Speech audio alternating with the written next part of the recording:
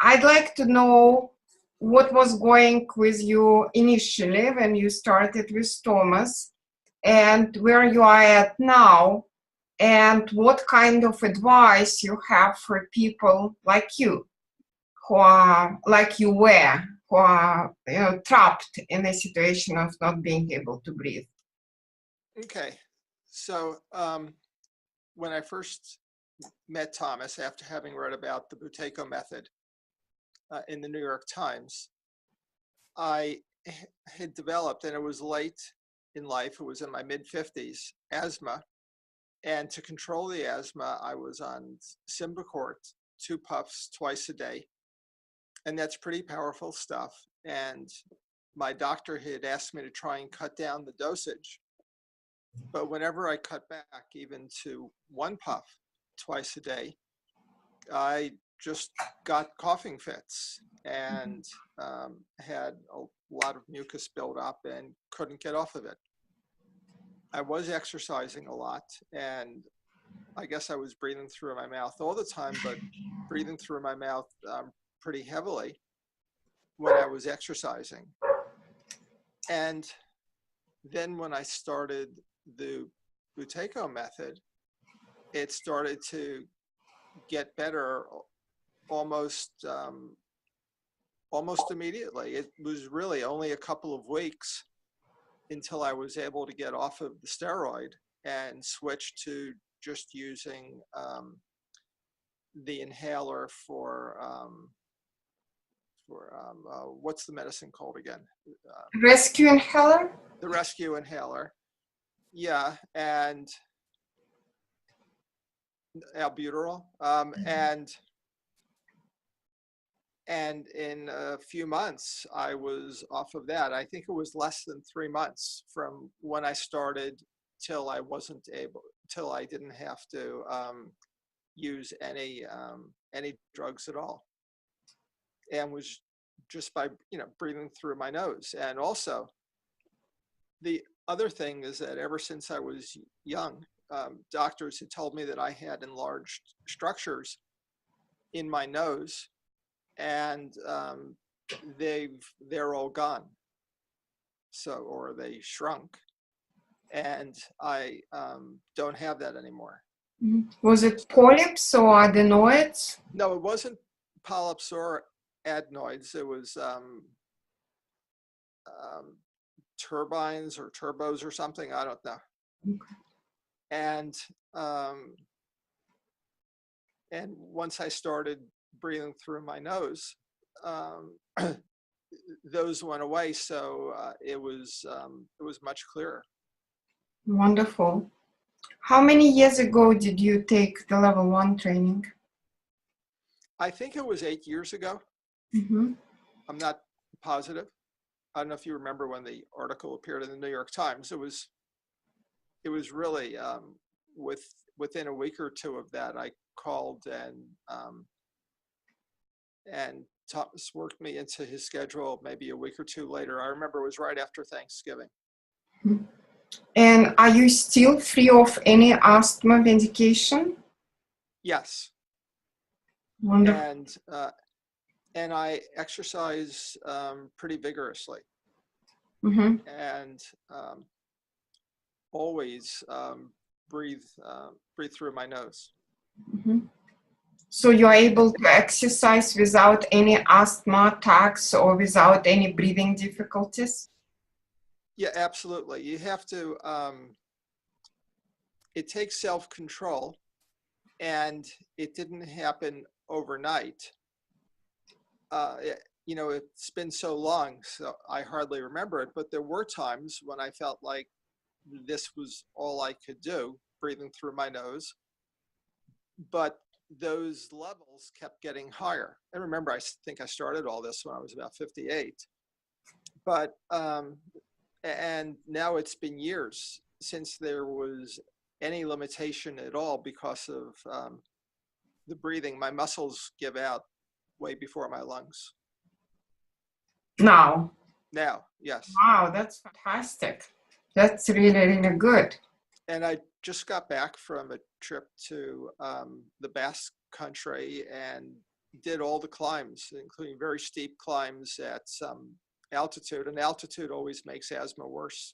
Mm-hmm. But I've had no trouble at altitude on this recent bike ride or on other trips. I've done New Zealand, Hawaii, other places. So how long was your trip to Spain this time? This last trip to Spain and France, the bike ride was 6 days. 6 days? And you spent every single day on a bike? Well, for 6 days, yeah, the whole trip was 10 days, but 6 days of it were on a bike and climbing every day. Wow, that's quite something. I'm not sure I would be able to do it, but that's great. Absolutely great. Mm-hmm. Right, and I thought, I thought about it when I saw the newsletter that you sent out that talked about Buteyko and exercising and running, biking and running. And so what I do is I always advise people to breathe through their nose on the trips and tell them how much better they'll do.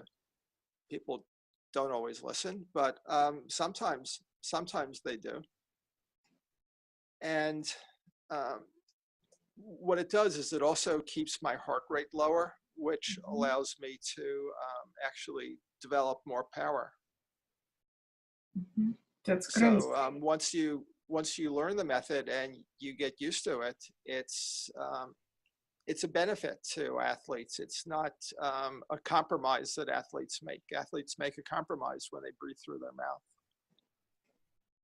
Yeah, they're basically ruining their health when they're breathing through their mouth. So what's the point of doing it?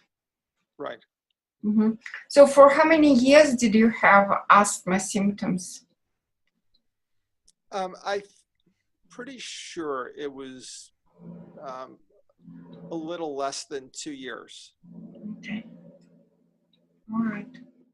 So let's say let's just imagine that you're meeting yourself the way how you were 10 years ago, when you didn't know anything about Buteyko, when you didn't know anything about breathing normalization. What would you tell to yourself from today? If I met myself, I would, somebody like myself, I would tell them to call you and that they would feel much better and be healthier, and that it would help their whole life, not just exercising, because I used to get fairly serious colds on a fairly regular basis. And so what I find is I get sick much less often, and that when I do get sick, that the symptoms are shorter. Mm-hmm. And I never have a situation, or in 8 years, I haven't had a situation where I can't breathe through my nose. That's what people are always afraid of. And it's just never happened. As long as you breathe through your nose, you'll be able to keep breathing through your nose. And people have to have a certain amount of faith to believe that, but that's what I would tell myself, that not just for exercise, but that for your whole life, you'll be better off. And actually, if you're breathing through your nose instead of your mouth, your breath is better too. I mean, all kinds of benefits. Some things may be trivial, some things maybe not, but you're better off. You're better off in a lot of respects. Thank you so much. I didn't expect, that the answer you gave to me, but I certainly appreciate it. Yeah, and I'm thrilled that you're feeling good, that you're able to exercise and you're free of breathing difficulties. That's fantastic. And I think that all of us feel so grateful to Dr. Buteyko and to the improvements of health all of us experienced due to his amazing discovery. That's right. Yeah. Absolutely. Yeah, I feel the same way, definitely. Lawrence, is it anything you'd like to add to this? No, well, the only thing is that if somebody is hesitating, I would tell them to stop hesitating. Try the method. It's so easy. You just have to have the willpower to do it, but doesn't require fancy devices or crazy things. It's just learning to calm your breath. Mm-hmm. Well, I believe that it's easier to change breathing compared to thinking. So changing thinking, it's not an easy task. Mm-hmm. Right. So someone has to be motivated, but there are huge benefits. Yeah.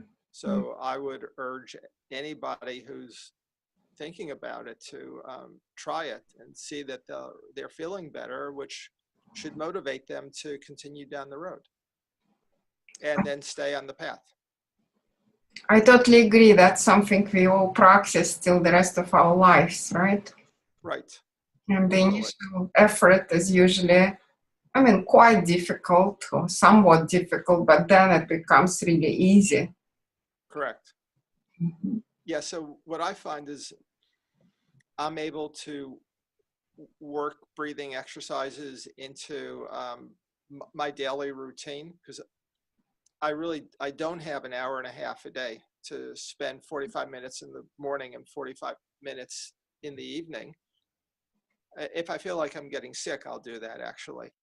But in the normal course of things, I'll either, as you suggested in one of the blogs, just have a pause in my breath for a few seconds after exhaling, or I might do exercises when I'm commuting in the car and build up longer breath holds doing that, or even when I'm riding the bike, sometimes I'll hold my breath for 10 seconds or whatever I can, and then start breathing again in a calm manner. And all of those things help. Mm-hmm. And so you can just work it into your life, so that you don't have to find another hour and a half a day. So it doesn't really require any additional time from you at this point. Right, just thinking. Just thinking. Thinking, remembering to do it, and to do it right.